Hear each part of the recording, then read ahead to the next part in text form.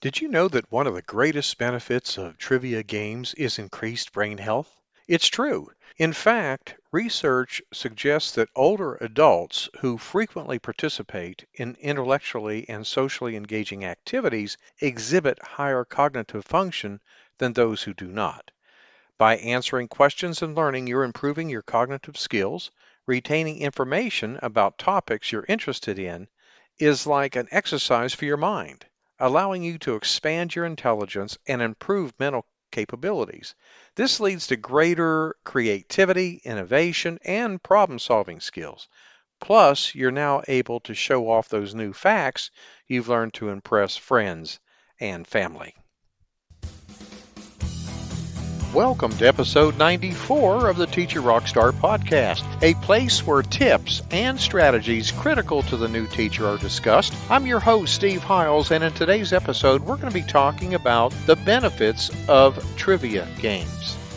But before we dive right in, here's a word from our sponsor. Would you like to supercharge your classroom management skills? Are you interested in one-to-one teacher coaching or 365 days of email support? And some really super cool bonuses. Well, if you're a teacher with 0 to 5 years of teaching experience, a teacher returning back into the classroom after an extended absence, the Teacher Rockstar Academy course is for you. Gain the confidence, the skills you'll need to crush it on day one and beyond. Enroll now at tra.teacherclassroomresources.com. That's tra.teacherclassroomresources.com. Invest in yourself. This will be a transformational experience, I assure you. Now, as I said a moment ago, the benefits of trivia games leads to greater creativity, innovation, and problem-solving skills. Well, the same holds true for your students as well. When you play trivia games, you're also enhancing your socialization opportunities. What better way to get to know your friends and neighbors than through friendly competition? Playing games allows the chance to foster conversation and connection. Thanks to trivia, you're able to build a community through the sharing of common knowledge, a unique way to build relationships. You're able to connect to others on a more personal level by sharing the task of finding the right answer to a question. Creating trivia questions. Let's talk about that for a minute. When you're writing trivia questions, which can be a lot of fun, by the way, it can also be challenging to get the right mix of questions to make a quiz that's not too hard or too easy, and that the user will want to share with their friends and family. But with a little strategy up front, you can knock it out of the park. Now, I want to give you some tips to consider when writing a trivia quiz. Okay? And this would go for your boys and girls in the classroom as well. Number one, the title. The title of the quiz should be fun and timely. If the title of the quiz makes people smile, you have a winner you could run with any time of the year. Number two, if it's timely, you have a winner for a particular season. For example, test your holiday knowledge. But if you combine them at the right time, you'll hit a home run. Holiday movie quotes, for example. Number three, strategy. Now, you must have a strategy for whatever topics your questions will cover, given the title. I like 10 question trivia surveys because you can easily compute your percentage. You got 8 out of 10. What is your percentage, right? It's easy to compute, 80%. But I write a single question.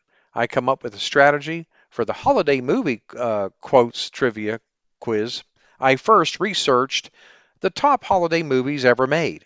I decided I wanted to have one quote from each of the top 10 popular movies.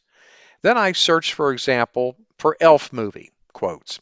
I picked quotes that weren't too long, weren't too obvious, and were funny. Number four, arrangement. Very important here. Order the questions to make the user feel like they're on a thrill ride. Make the first question funny and easy. It gives people the confidence to continue on with the quiz. Put the harder questions in the middle and right toward the end. Think of it like a roller coaster. Don't just go up and then down, go up and down and all around at different heights. Before we continue on to the next tip, here's a quick word from our sponsor. What would it be worth having unlimited access to educational products, instructional videos, top-rated teacher podcasts, and articles, all worth over $1,000? Wouldn't that be awesome? And you know what the best part is? You get a free 7-day trial. And after that, it's only $9.99 a month. So what do you really have to lose? Go check it out. Take a look around. Go to membership.teacherclassroomresources.com. That's membership.teacherclassroomresources.com. I will be adding more products, more value each and every month. You're going to love being part of this teacher membership community. Okay, moving on to tip number 5, correct answer placement. Randomly position your correct answers. Once I have come up with the questions, the first thing I do is decide on the positioning of the correct answers. I always go with 4 answers, just like the ACT and SAT. To start, I enter placeholders, like the letters A, B, C, and D, for all the answers. Then I come back and put in the correct answer in a varied way. Number 6. I take the quiz in this format to see if I've done a good job mixing up the positioning of the correct answers. Once I'm satisfied, I start filling in the wrong answers. Tip number 7, wrong answer placement. The real art of writing trivia is the wrong answers, believe it or not.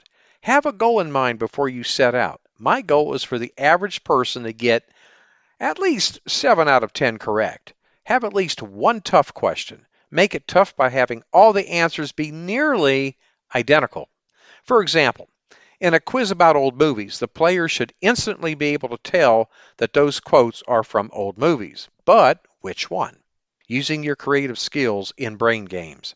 Brain games allows you to explore the mind, have fun, and develop certain skills you never thought you had in you. The benefits of having an active mind can never be overstated. An active mind makes working, playing, and communication more enjoyable and less stressful. They challenge your mind to reach the best of its capabilities. Creating your own brain games at home will not only benefit you, but also if you have children, you could have them join in. The more, the merrier. How to create question-answer brain games work. Question. In the 50s, a player missed the pitch during tryout in the Washington Senate game. Which player missed the tryout? Now, the key here is to try and use your mind to figure out who this player was that missed the pitch, rather than looking below for the answer.